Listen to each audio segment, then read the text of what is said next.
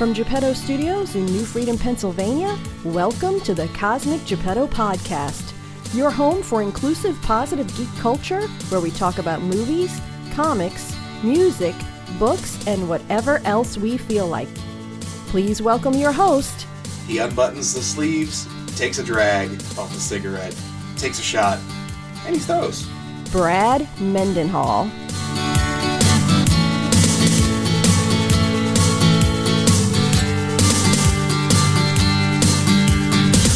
Hey kids, it is episode 294 of the Cosmic Geppetto Podcast.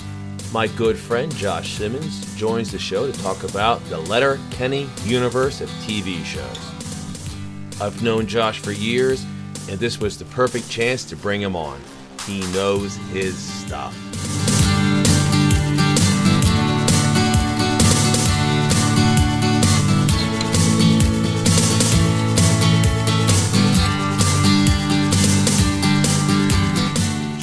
Cosmic Geppetto Podcast for the first time, Josh Simmons. Josh, how you doing? I'm doing good. It's a Saturday morning. It's a good day. It is a good day. So today we're going to talk about, I guess you could call it the Letterkenny extended universe, the Letterkenny verse, the Shoresy verse. I have been a fan of the show for a while. If people aren't familiar, the Letterkenny has been on, since 2014. Somewhere there. Yeah, it's been a while. Canadian show about a small town in Canada. Such a weird show. And then it had its spin-off that they just had the second season of Shoresy, where Jared Keeso, the star of Letterkenny, is Wayne, who always voiced the character of Shoresy, but they would always show him from behind, and he would always have like a really high-pitched voice, and then all of a sudden they decided to give Shoresy, a belligerent, obnoxious hockey player, his own show. That's an understatement. Yeah. And then they show his face, and the voice becomes a little less comical. And really, the point of Shoresy was just to talk a lot of crap to the other players. Completely. Not a deep character. He's a goon. Yeah. And wasn't even presented as like a good hockey player. He was just a guy that would sit on the bench, you would see him from behind, and he would say terrible things to the other players. And if you saw him on the ice, he had the dark visor on, so you couldn't see his face, and he was just beating on the other players. He's a goon. Yeah. And then they give him his own show. He becomes a little less comical. They give him a little depth. Shoresy just finished its second season. It was just 6 episodes. Mm-hmm. They also announced it coming out, I think, Christmas Day on Hulu. It comes out on Crave, which is a Canadian Crave Christmas Day after for Hulu, yeah. Is going to be the final season of Letterkenny. Number 14. So first off, you're wearing a Shoresy shirt as we speak. You often have often when we hang out, you have your Letterkenny shirt. Mm-hmm. What draws you to this show? So funny enough, I actually wasn't a huge fan of Letterkenny the first time I watched it. I think it was around season 5. I started watching season 1 right around when 5 or 6 came out, and it was funny, but I didn't quite get the humor. Canadian wit is a little different than Brit wit. It's drier. And it took me a few episodes, almost to the end of season 1, and finally, one of the jokes just clicked, and I think it was a Wayne joke with, probably dairy. It was something silly, and it finally clicked, and I just ended up really, really liking it. And a few hours later, I was done with all the seasons that had been out at that point in time. I couldn't stop watching it. You burn through episodes. Oh, yeah. They're only a half hour long. At most. Yeah. Most are somewhere between 18 and 25 minutes. They're short. They're short. They're not complicated plots. It's for me, there's 2 things. It's very smart, dumb humor. There's a lot of fart jokes. There's a lot of guys beating each other up and being macho. There's a lot of guys chasing girls. And there's a lot of dick jokes. And advanced jackass. Yeah. It's the next level. But then the show can be so smart and so in-depth, where you have, Squirrely Dan talking very eloquently and intelligently while using pro wrestling as his basis for his particular thesis that he's talking about. So very smart. And also, there's something I really like. I'm going to go back to the Pulitzer Prize-winning author Richard Russo as an example, a great writer who always writes about small towns. And there's a very specific vibe to small town writing that I like, because the dynamics are very cool, where characters who don't like each other are also very good friends, because you have to be when you're in a small town. So Wayne, and the conceit the plot point is lessened over the years, where it's not brought up as much. He is the toughest guy in Letterkenny. So especially for the first season, it was like every episode or two, he would be getting into a fight with somebody who wanted to be the toughest guy in Letterkenny. And then we get into a fight, and then they would sort of like have a beer together, or invite to the softest birthday party, or one of these other plot points. So even though they were beating the tar out of each other, and they were very good fight scenes, like the choreography of the fight scenes were very good, there was no hard feelings or anything. They were just like, we beat each other up, now let's shake hands and go on to the next thing. It's just a thing. Yeah. For most of them. Right. For Joint Boy and Tyson, yes. But like Ratface and Jive Pete and those other ones, nah, that was hands on sight in a few later seasons. Yeah. But still there weren't blood feuds. You didn't worry about somebody showing up a few episodes later to like stab. Drawing a knife or nothing like that. No, it was just, still don't like you. We can still throw hands, And they even say in the show, bad gas travels fast in a small town. So when you run your mouth, someone's going to hear it. And that's literally a plot point of one of the episodes, is somebody says something to Wayne, and he's like, no, it's not true. And by the end of the episode, somebody shows up saying, I heard you were talking about me. He's like, bad gas. Here comes the sleeve unbutton, quick drag on a cigarette, swipe of puppers, and fists start flying. Jerry Kiso, who is not just the star of the show, he is the creative force, producer, for both shows, and he does a great job, because he's very believable in the role. He's a big, broad dude, but he looks country strong. He doesn't, he's not a workout guy. We've gotten very used to, in pop culture, the Chris Hemsworth, Chris Evans workout where they get jacked, bulging, you got the veins. No, he's got the country boy strength. Funny enough, he's actually not that tall. He's only 5'9", 5'10". Yeah, he looks taller because he's in the boots, obviously. He's in the boots, and also I think they just film him to be the biggest, toughest guy, so... I mean, 5'10" is pretty big. Yeah, no, he's, but he towers a lot. He's got a very good standing figure. Right. Wayne is an interesting character because he's definitely presented as a romantic figure, the relationships he has, and when the show starts, he was cheated on by his girlfriend and him going through the heartbreak. And that's why he becomes the toughest guy in Letterkenny for a second time. Right. He comes back with a vengeance. They make fun of him for his heartbreak, and obviously we know how that turns out for that person. Well, then they did it again, where he was engaged to the French-Canadian girl. Ah, yes. She cheated on him, and then there was a whole episode of him dealing with his heartbreak where he was just sitting in a cabin in the middle of Canada watching some MASH-esque show that was a Canadian special that he just... What did his sister say? It's his comfort show or something silly. It's amazing. He's stoic. He's not emotional. So the few times where he's showing emotion, it goes a long way. Yeah, there's something to it, and it's such a difference to see him portraying Wayne, and then you watch an episode of Shoresy, and it is polar opposites of the spectrum in terms of how he operates. He gets into the character, and it's amazing.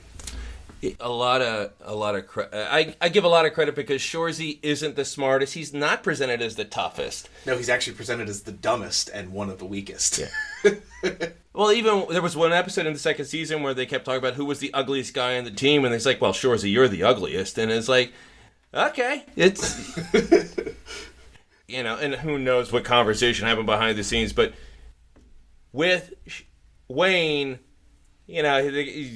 sometimes you feel like it's a guy writing himself into a story the way he wants to be seen, where he was the toughest, he was the best looking, he was often the smartest, he was the leader of the group. It's something that probably the show's 10 years old, or getting 8. About to. Yeah. Somewhere around there. And I think he's been doing even before the show started, he was sort of doing the character in skits. Yeah, they did Letterkenny stories. Letterkenny Problems? Yeah, Letterkenny Problems, that's it. That's what it was originally called. That's like what all their social media is called. Yeah, he'd been doing it for several years before it got picked up. Just little 3-4 minute skits for the most part, and all the same actors. They've always been together. Right. So, sort of the thing that a guy in their 20s probably would do is like, well, I'm going to write myself as the badass. He pulls it off. Yep. It's a lot better than, Michael J. Fox, writing himself as the badass or anybody else. Yeah. He's like, if you're going to do that, you better look like a big, broad dude who can take a punch. And they do show him taking some punches, obviously. Cinematic makeup. He's not actually getting hit, but it's a believable fight. Right. It's not like he's just coming out of nowhere throwing haymakers or Superman punches. No, he unbuttons the sleeves, takes a drag off the cigarette, takes a shot, and he throws.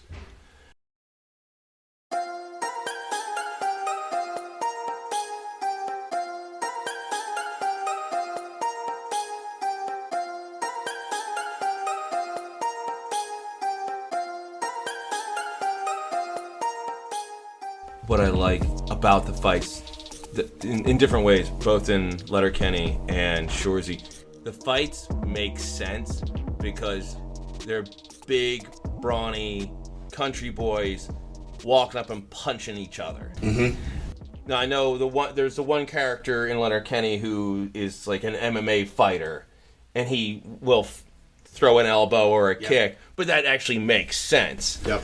Because I just had a conversation with a friend about how, and it was really prevalent, I want to say in the 80s and 90s, where Jackie Chan would fight a group of New York street toughs, and all of a sudden they all know karate. It's like, what New York gang do they do a lot of spin kicks? Flying kick. That's why I was like Indiana Jones, where Indiana Jones fights the way Harrison Ford would fight. He would throw a big haymaker because he's not going to, Yeah. Somebody's standing across from him doing a bunch of flippy, kicky stuff. He's just going to pull a gun and go pop. Right. That's that. And then in Shoresy, they have some pretty good ice hockey fights. And oh, yeah. Especially in season 1 there was the fights, but then season 2, there's the entire episode dedicated to the gyms just not setting the tone. And Shoresy's getting frustrated. He's like, you're literally here to beat people up. Do your job. As a Philadelphia fan, I followed the Flyers, and then they had a minor league team, the Phantoms. They don't play in Philly anymore, but they're still around. And the Goon is such a beloved character in hockey. Mm-hmm.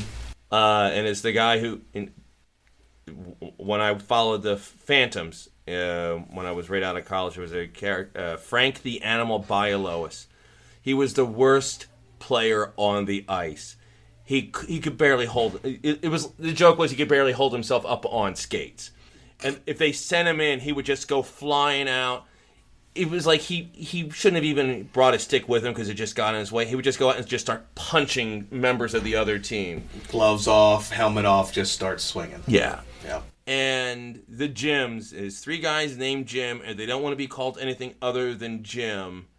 And not Jim 1, not Jim A, not by last name. It's Jim. Yep, Jim. Yep, Jim. Doing good, Shoresy. How are you? The third one is always a little more well-spoken than the first 2. And the whole thing is they were tough natives. Which is redundant. And they would just be there to beat up guys. And it was And it's something that the Letterkenny universe does well. Minor characters that don't do a lot, say a lot, but they have enough of a little bit of an impact because the gyms are fun even though they don't do anything. Yeah, they're very good. And you look at the hockey players from Letterkenny that they expose you to, and it's the 5 guys whose names are currently escaping me, and I know better than that. I will punish myself for that later. The 5 guys that are with Riley and Jonesy, they're forgettable. They just chirp in the locker room, and that's really all you see those guys do. It's Riley, it's Jonesy, and it's Shoresy. Those are the 3 you really see interact on the ice.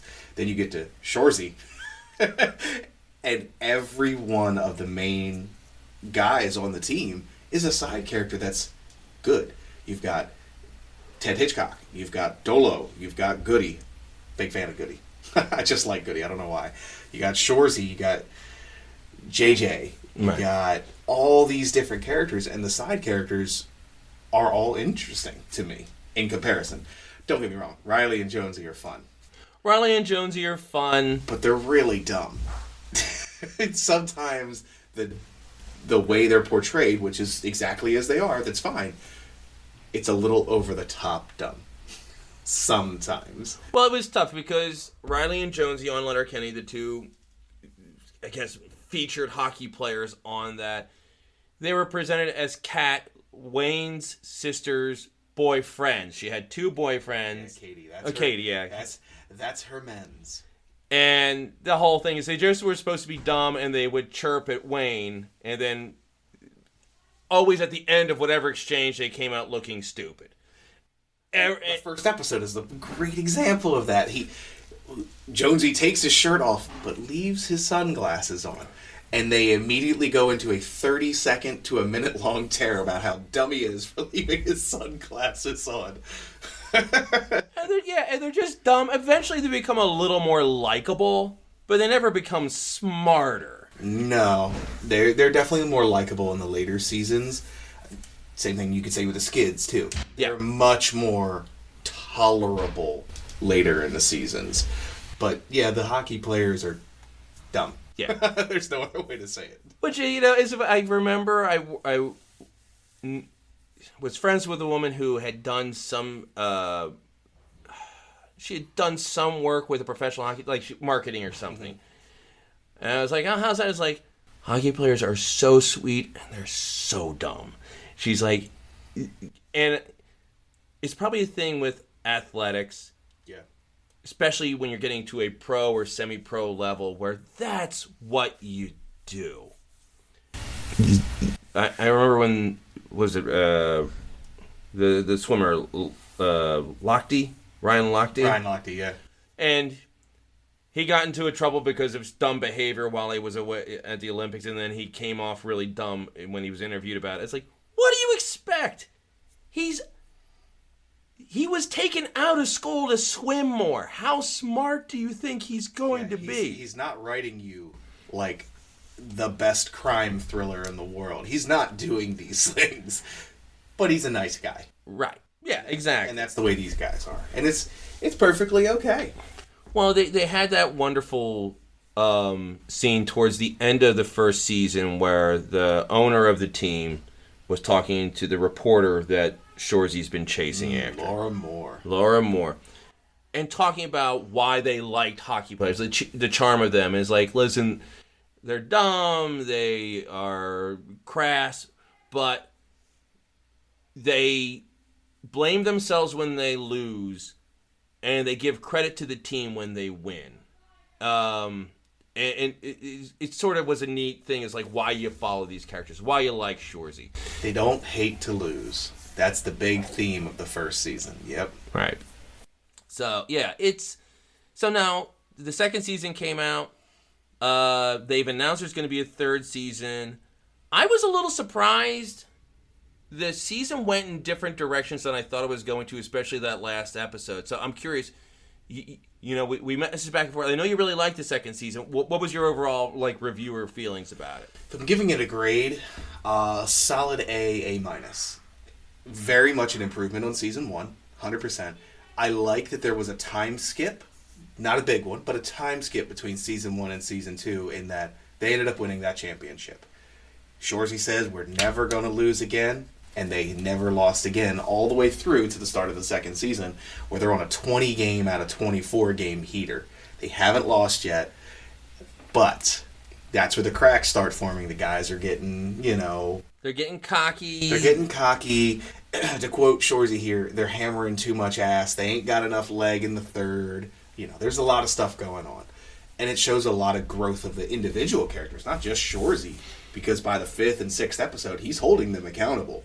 They're still winning, but he expects better out of the team. He's the captain. That's what he's supposed to do.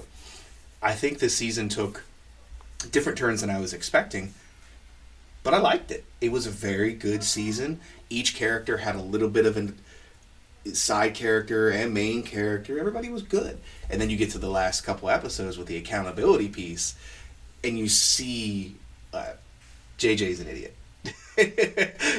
Frankie JJ is an idiot. He's a big, dumb, lovable oaf. There's an entire plot point about him being a big, dumb, lovable oaf in this season. And then the last episode, he gets that aha moment. He gets his girlfriend. He gets what he wants. Goody gets nothing particularly. Neither does Dolo. But they finally come to accept their accountability. Hitchcock gets his girl exactly as he's portraying. And then there's Shoresy. And then there's Laura Moore. I was so shocked. Spoiler alert. Because the entire season, Shoresy's like, basically, you guys are having the success that athletes have romantically when they're... And they also present as like the town where they play in the no-show, which is a minor league. Senior AAA whale shit hockey. Yeah.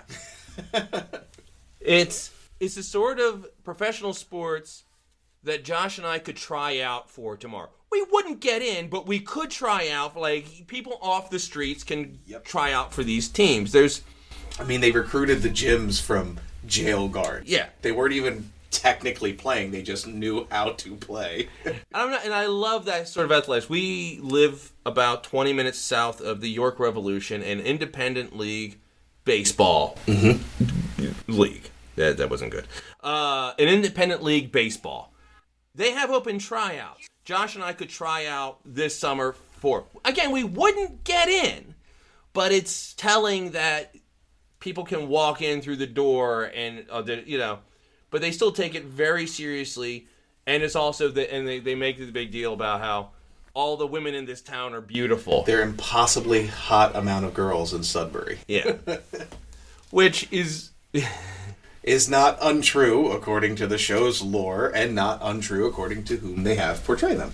And they're all very attractive in every aspect of the word. And that's one of the funny points of the show is, especially in season 2, Dolo and Goody, who are two of the main hockey players, just can't stop pulling in all these attractive females. And it's hilarious because they all live in the same apartment and just gorgeous women, and you can tell.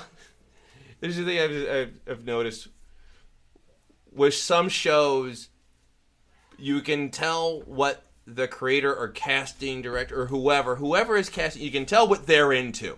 Because there is a very specific look with both Letterkenny and Shoresy about they're all tall, leggy, thin, with long, straight hair. Yeah, the girl next door from the farm. Right. They're all very, very pretty. They're leggy. And you do get that in Letterkenny especially of... that's the girl next door on the farm. Yeah. Especially with Bonnie McMurray. Yeah. There's not a lot of diversity in the look. Racially there is. Yes. Because you have natives, African, but skin color's diverse, but look is very similar. Not quite Victoria's Secret runway models. Instagram models. That's what most of them are referred to as. And yeah, they fit the chain. That's exactly what they're there for. It's not unexpected. They're also hockey players. They are athletic guys. It's exactly what you'd expect hockey players to be going after. It's not surprising. Right. And that's JJ's thing. JJ Frankie JJ is he is that big, dumb, lovable oaf that has no concept of not cheating on your significant other. And that's the running joke for season 1 and season 2 is every time you turn around, he's got this another knockout bombshell next to him. And they're like, JJ, what are you doing? And he's a big he's a big teddy bear guy. Because they make a joke about how he's a bear. A bear in the gay community. Yeah. That's what they refer to him as. They do these swimsuit calendars effectively. It's mostly just them in their hockey pants, just standing there with their bronzer tans and everything. And his sales of the calendar were more than 50% just because of him. And he's not the guy that you would, of the cast, of the guys, and he's not the one you would think of would be the ladies' man. No. He's that, right now it's real popular in almost every sport, bald head, giant beard, but in the show he barely speaks. Yeah. And when he does speak, he's only speaking in French. Right. Actually, and I don't even know if the actor knows English. He literally only speaks French in Letterkenny and in Shoresy. Funny enough, in Letterkenny, him and Shoresy get into a fight because Shoresy hits him with a stick in the knees when he's not expecting it. Going back to that, Shoresy is probably one of the dirtiest players in the No Show.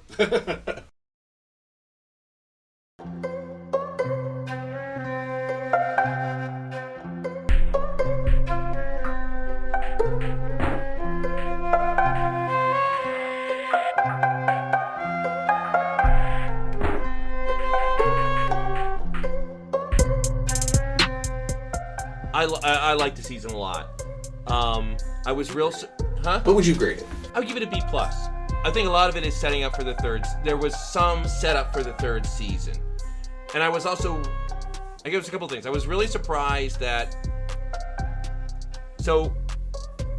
Shoresy's saying is like, basically stop getting laid so much. Mm-hmm. And then in the last episode, he sleeps with Laura Loomer. Or Laura... More. Laura Loomer is a lunatic person online. And so he sleeps with her, goes against his own advice, and there's no I thought it's like, oh, that's what's going to happen because he did what he was telling everyone not to do. He's going to come out dead in the third period, and he's going to cost them the game, and then the next season will be a redemption arc for him. Not at all. No, he was holding the team accountable, but at the same time, he was holding himself accountable, and he tried not to. It was a very big plot point, like episode 4 or beginning of 5, where he approaches her, and he's just trying to shoot the game. He's doing what he always does, and she goes, okay.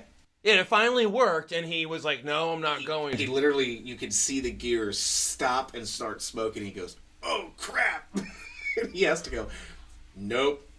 Just turns around and walks away. Which, for his character arc, amazing progress. But you're right, there was no accountability for him in that right. Yeah, I mean, I really thought it was... Two things could have happened where he blew his chance and then the next season would be him like, no, give me another chance, it wasn't you, it's because whatever. And, that's a pretty tried and true plot to go through. Or... he sleeps with her, and he blows it, and then he has to sort of win back the trust of the team, and, But, no, they won, and it wasn't even that tense, the final game, where they were beating the Americans, which was sort of a fun plot line, where the Americans... hate to lose to the Canadians, and the Canadians hate to lose to the Americans, yep. It didn't matter if, in one way, it didn't matter if... who won because they were still going to win and they were so far. Yeah. But it was the difference of being the best team this year or the best team ever. Yep. Great plot line. Mm-hmm. And I love the idea of the Americans wanted to be spoilers. So they show up early, they're jogging through town, they're sitting in the by the rink just for hours ahead of time just to take in the vibe of the... Yeah, that's when they're in Sudbury, and then the last game they're in Michigan. And it's the exact same thing. They want to call all the players out and introduce them, and everybody's like, I don't know about this.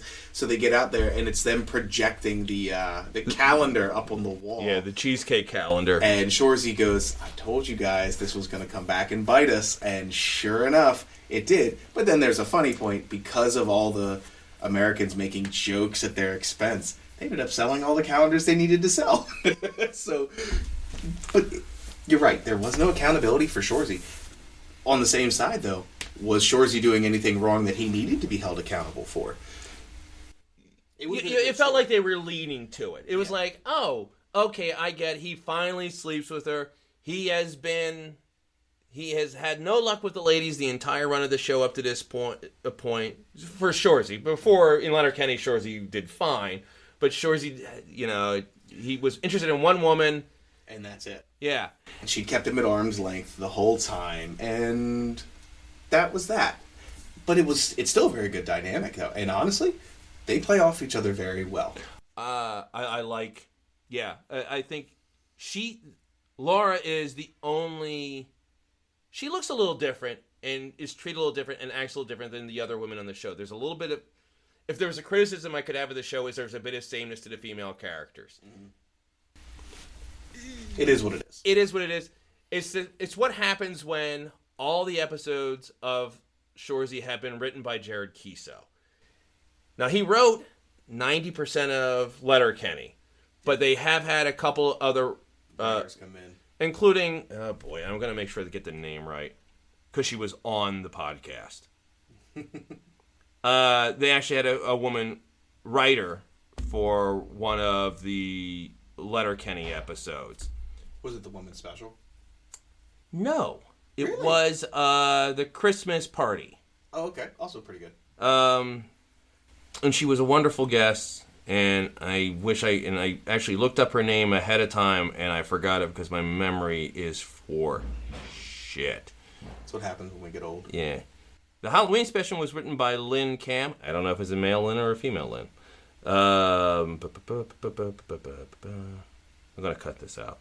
Sonia Bennett, who's wonderful. She wrote the Christmas special. And that was a good episode for Tanis or Bonnie McMurray. Like Mrs. McMurray, Katie, Gail. Yeah, it was a very women-centric episode. It was very good. Yeah, it was a really good episode. And it's the thing, and again, Jared Kiso can only do so much, and he writes Wayne really well. He writes Squirrely Dan, Derry. He writes Shoresy very well, and when he has dedicated, but he can only do so much. Yeah. So the owner and her two sisters sort of sound alike. Similar. Yeah. They're fairly. There is a difference between Mig, Zig, and Nat, but not so much in the first season. Second season, yes, they fleshed Nat out just a little. Bit. I was actually looking forward to a little bit more of Nat because they showed her like sort of swooning over a player on the other team. It's like, oh, on the American team at that. Yeah. I was like, oh, this could be something. It's like, no, conquest done. That's it. And then there's nothing to it. And also, all the women sort of have the same seduction method on the show, where it's like, well, they're just gonna like take their top off and show themselves in their underwear and then walk away. It's like, yeah, that's the only move they got apparently. Hey, if it works, it works. No argument. But yeah, the female character, and listen, it's tough because it's definitely it's a show about guys playing hockey. Yep. It's tough if they're not a romantic interest or and listen, they could have easily cast the boss to be a man. So yep, and it was nice they cast in the lore of the show the original owner of the Sudbury Bulldogs. Her daughter is Nat, and she apparently had passed away. And there's some pictures on the wall at the end of season 1 that you can see Shoresy and the original owner and Nat in, and there's a difference right there. Mom and Nat did not look anything alike in terms of that. The no-show administrators, the 3 ladies who run the no-show, who are great, amazing. We've seen them twice and they're fantastic each time, and the humor and the wit is right on point, and it's perfect for the scene too. Yeah. It's not like a bunch of extra talking, just them trying to shove the little jabs in. No, the jabs are pretty good. And they also, and it's funny, I also like the administrators because they come down on them real hard, but they also like them, and they like what they represent about hockey, because what they talked about with the no-show is it's sort of old school, lose your teeth hockey. The complaint about pro hockey, the NHL, is it's become less physical. Yep. Which is very true. Listen, I'm a Philadelphia Flyers fan. You know, they're notoriously brutal teams. The Broad Street Bullies is what they were known as. The old Flyers team were so brutal that 20 years later, in an episode of Treehouse of Horror for The Simpsons, when Homer was being put on trial by the devil, they got the most evil people in the world, like Hitler and Stalin, and it's like, and the starting lineup for the Philadelphia Flyers, and they just walk in because of how scary and brutal and mean that team was. I appreciate, but sports change. Yep. And the idea of the no-show is about old-style, gritty hockey, and it's the only place where a guy like Shoresy belongs. Shoresy doesn't belong in the NHL. Which is literally the plot point. That Shoresy belongs in the no-show because of who Shoresy is. I mean, there's the whole plot point in part of Letterkenny. The first season of Shoresy is he might be the dirtiest player in hockey. And then they show some highlights of him just face-checking somebody right as soon as the guy turns around. There's a stick right under the mask and the guy's unconscious. He's hitting people with sticks. He's hitting them in the nuts. He's doing anything he can to be the dirtiest player.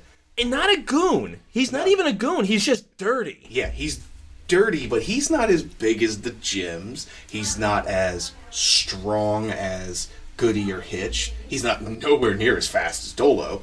He's just the mouthiest and the dirtiest.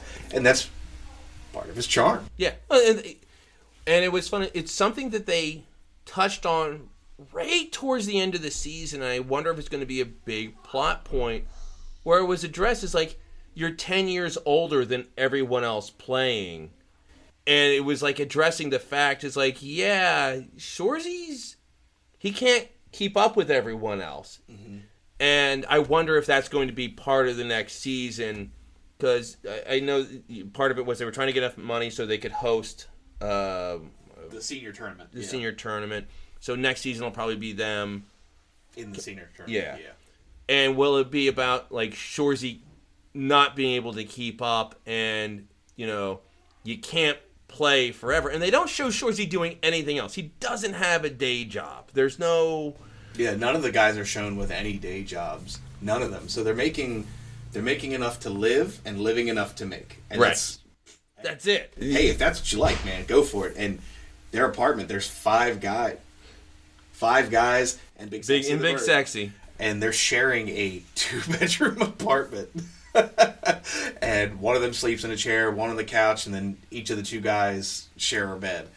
And it's not a big apartment. I mean, it's a media apartment. Let's be real. It's two beds, a bath. But it's not the friend's apartment or anything like that. But they live. They're happy. They get food. They drink, and they drink. Oh yeah, and they eat the ice cream. I always loved it. They love their sticks.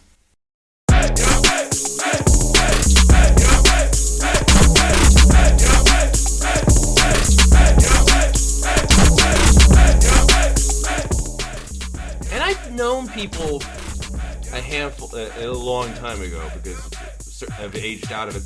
But working outside of Baltimore, I knew a handful of people who played for University of Maryland basketball teams. And they were very... people go from University of Maryland into the pros in all the sports. There's pro football players, pro basketball players that come out of University of Maryland. But very, it's hard to get into the NBA. So I worked with a handful of people who either did or knew or were offered contracts to play basketball in Europe. Mm-hmm. And there was a guy who's like, well, I am making okay money doing what I'm doing, and I have been offered the chance to make pretty much the same money. So I could do customer service in Maryland, or I could go to Europe and play basketball for about the same money. And I remember the gentleman telling me about it. I was like, well, why don't you do it? He's like, well, because I have a fiance or something like that. Yeah, something here tying him back. Yeah. But it's like, why wouldn't you, my thing is like, do it, because you get a chance to go to Europe, live in Europe. You're not going to get paid a lot of money, but they also cover your living expenses. So take the free trip. Yeah. But that's what sort of I see these guys are. They are doing this as long as they can before they kind of have to find the day job, because you can only do it for so long. Sanguinet, the coach of the team, that's sort of what he was. He was a healthy scratch on on the last multiple games. He's not a good enough hockey player, but he's a pretty decent manager. Now, to be fair, Shoresy helped him for a little while of it, but he is a pretty good manager. And that's the joke at the beginning of the first season is Hitch, Goody, and Dolo are basically pulled out of their day jobs to come play. One was a rap. You have a rapper and a field like playing another sport. Yeah, Dolo was a rapper. Goody was playing a different sport, not well, like lacrosse or something. He was very good at lacrosse, but hadn't played in years. But they had day jobs, right? And now they don't have day jobs. They just play hockey in a small town in AAA hockey, and that's kind of the reason it's pretty cool. Is it's like they're just regular people for the most part, right? They've announced the third season of Shoresy. What makes that interesting for me is, I sent you the ad for it. Mm-hmm. It was a 30-second ad. It was a pretty bad ad. Oh, for Letterkenny, yeah. For season 14. Did they announce? It's just Katie walking in a swimsuit through the trees. Swimsuit and leather chaps. So dumb. She looks great. She looks exactly the same as she's looked for 13 other seasons. Yeah. It's fine. She's very pretty, but it does not... It doesn't tell you anything about the show. We're 40-ish days away from the final season, and they just announced this is the final season. They hadn't even said it previously. Now, again, 6 to 10 episodes, 14 seasons. They've had a very good run. Yeah. It's not overly surprising because it's hard for them to make Letterkenny because the writer's strike was going on, the actor's strike was going on. All these things happened to the Letterkenny multiple times. It's probably just about that time. Also, they're probably tired of portraying just for a few episodes. Right. And also, you have seen, because it's gone on for so long, everyone looks different. Oh, yeah. There's a few characters that are getting older. Yeah. Bonnie McMurray definitely has changed her appearance throughout the show, but she's gotten older. It is what it is. Yeah, because when she started, she was just a cute younger sister of one of the characters. And then, around season 3, I want to say, all of a sudden she's turned into a stunning young woman. Mm-hmm. And now she looks different. A lot of changes. Yes, a lot of changes. But in some ways, the show has run its course. Yeah. You have the McMurrays. If you're not a fan of the show, just look it up on YouTube. You'll see what we mean. But the McMurrays, the behavior of them as people probably is less well received now than it was 7-8 years ago. Different political environment, different PC culture. The way they interoperate is definitely not accepted as much today as it was. Oh yeah, Jacob Tierney's character, the obviously gay pastor. Yep. Yikes! You don't do that. He's excessively flamboyant for a reason. It's part of his character. It's whom he is, and they literally show him having 10 different jobs over both shows, and he's shown excessively flamboyant. And everything he does is overtly or subvertly sexual in nature. Every comment, everything. In the first few seasons, it's funny. It's a gag joke. As the seasons go on, part of me's like, okay, we get it. We get it.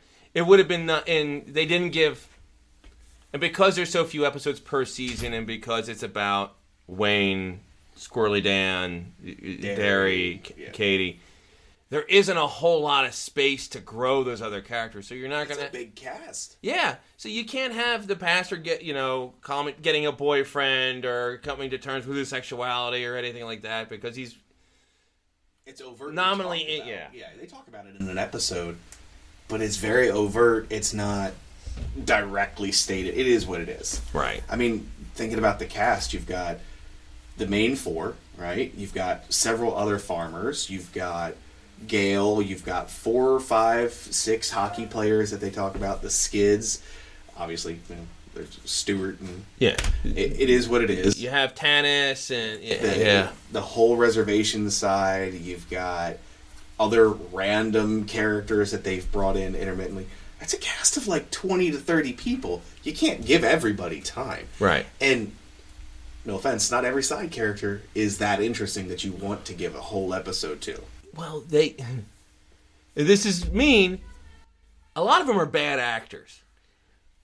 They are perfectly cast. Maybe bad's not the right term. They are limited actors. This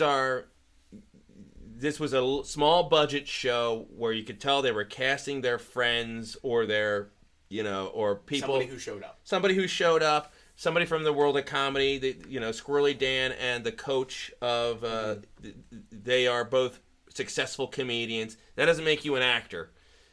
And a lot of them are,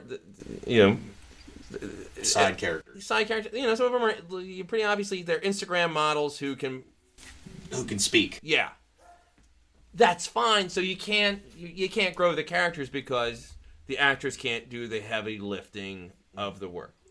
Which hey, I get. I've done community theater. I've done college theater. I know what it's like when you have 10 roles and you have 7 actors, and the last 3 you're just gonna have to find some people who can stand there and not screw stuff up. And God bless them, because that's not easy. Because you do that because you're passionate about it. Yeah, and they're doing it on a show that's going to be seen by millions of people, and you don't want to make yourself look bad, but at the same time, you're there to have fun. Yeah. They do have fun. Doesn't make them bad. It just makes them side characters. Yeah. And they're just not going to be fleshed out the same way.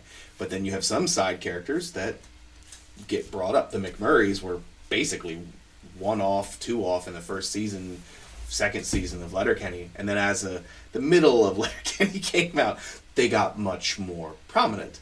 Mrs. McMurray played Winona Earp in the Winona Earp show. That was her show.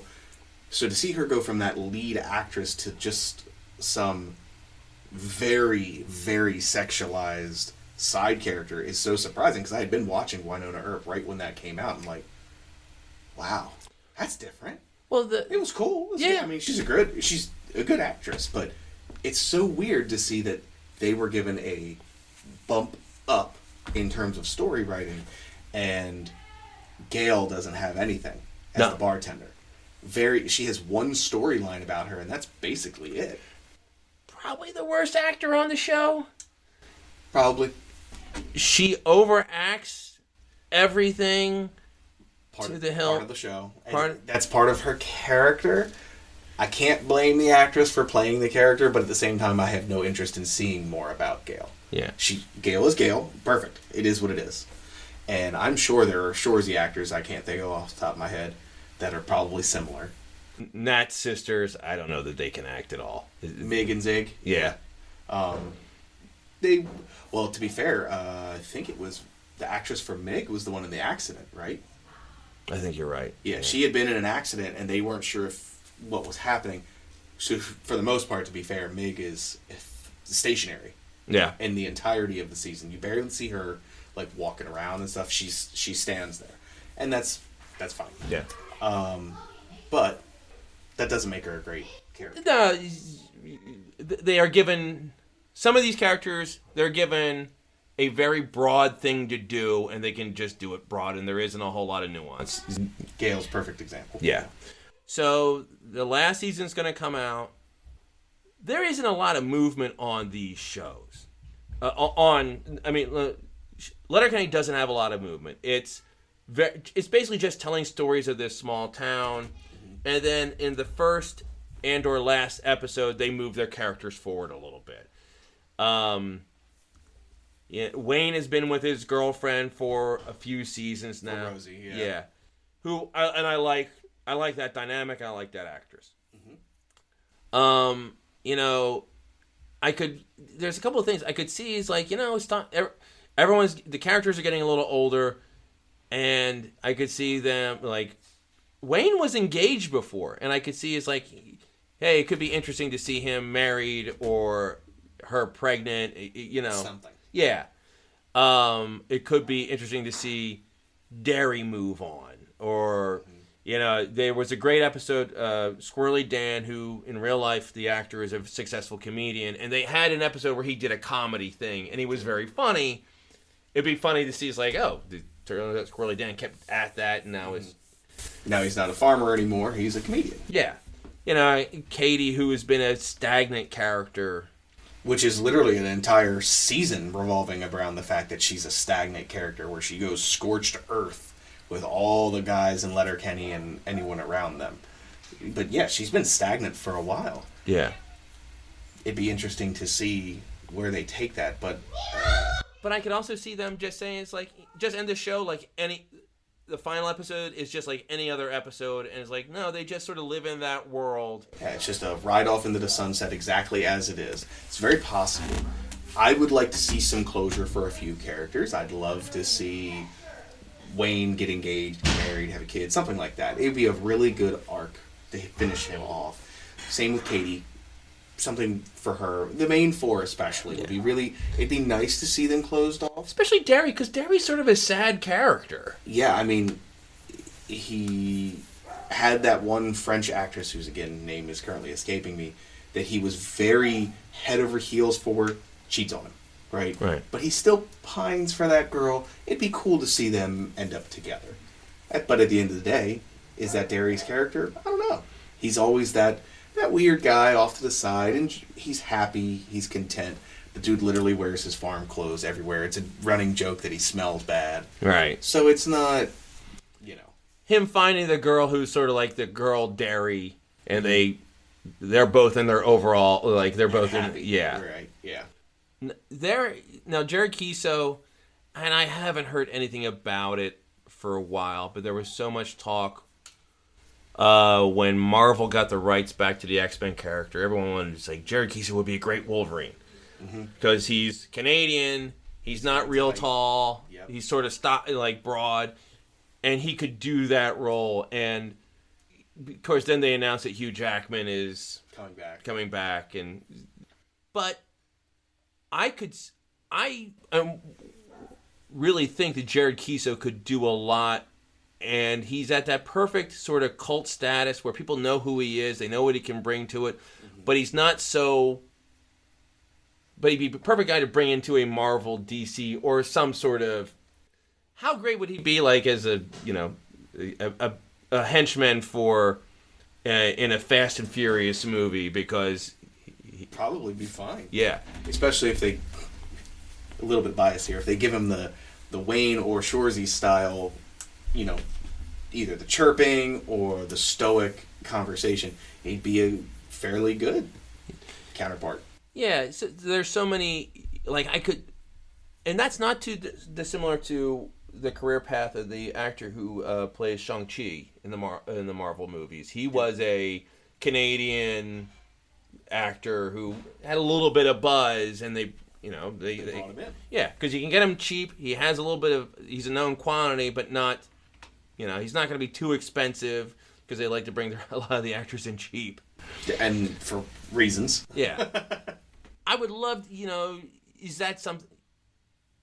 Where would you see... Jared Kiso has had a really nice career in Canada. He could stay in Canada, do 6 more seasons of Shoresy, and then go on to the next thing where he has complete creative control. Or he could come to the States and... where do you see him going? Where would you like to see him go? God, I would love to see him as Wolverine. I've seen some fan art of him, with the chops and looking just like Logan. It'd be good. I think he'd be great. I would love to see him pretty much do anything. I am a fan of his. I like Wayne. I like the way he does his writing. I like Shoresy. Shoresy's, obviously, I'm wearing a Shoresy shirt because of my favorite characters, it's Shoresy. Who doesn't like the jerk that chirps at everybody?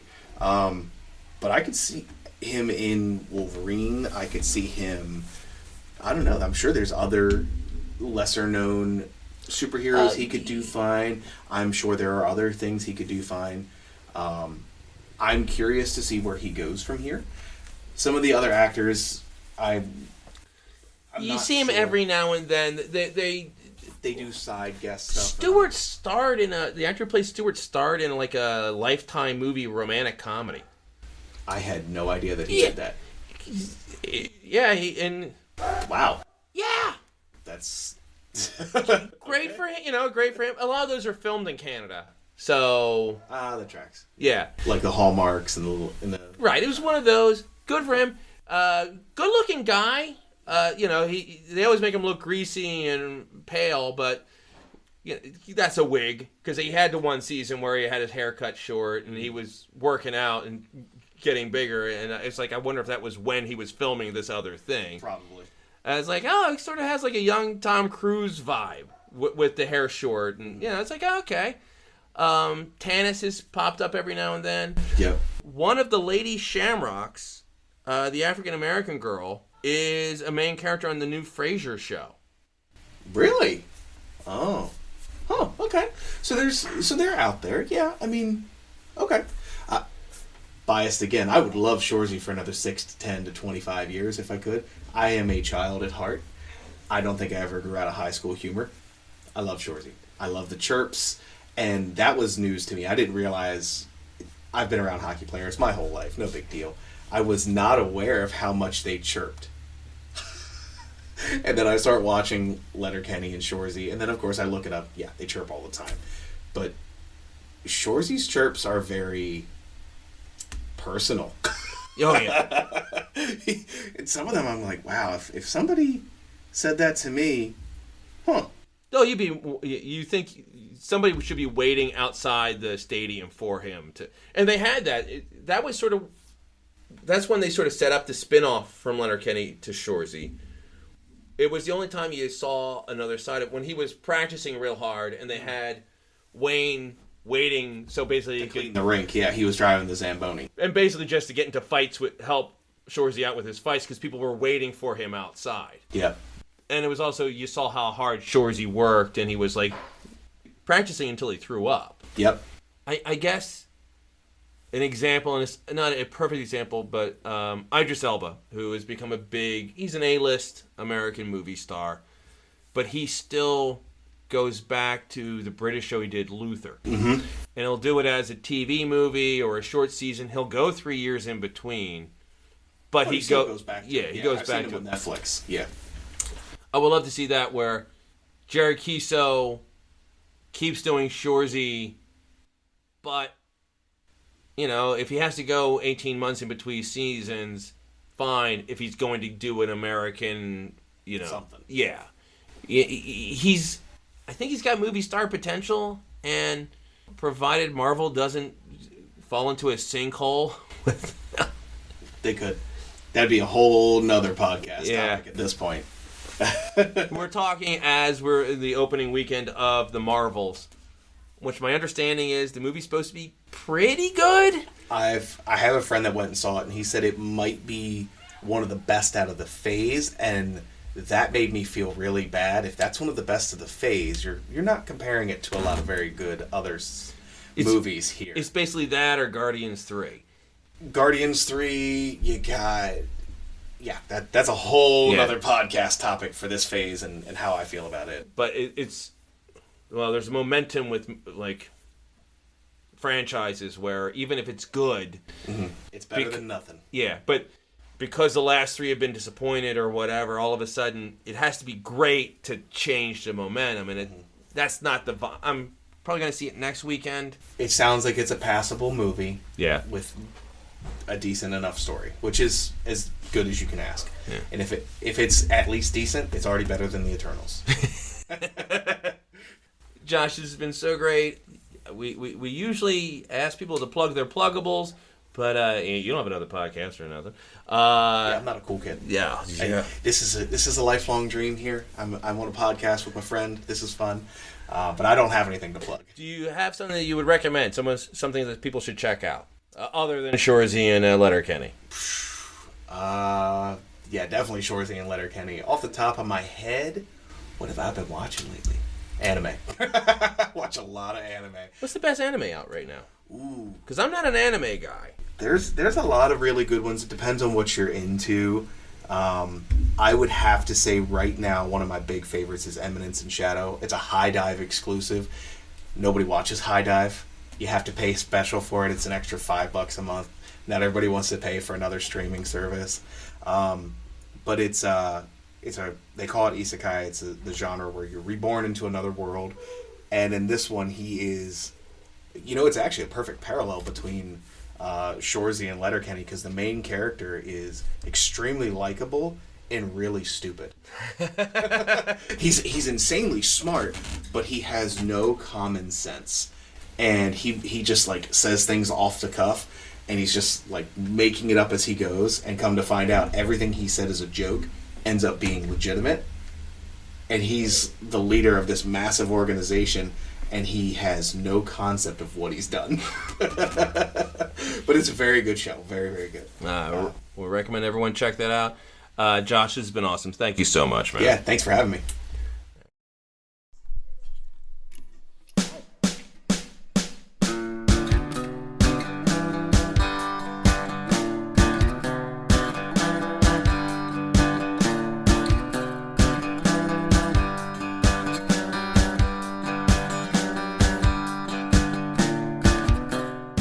That wraps episode 294. Big thanks to Josh Simmons. It is one of the few face-to-face recordings we've done in the history of the show. It was a lot of fun to sit back and talk about one of my favorite shows with one of my favorite people. Coming soon to the Cosmic Geppetto podcast, Amy Kennerup returns for our final Music That Made Us episode. Till then, in the words of Jarf Harden, see you in the funny pages.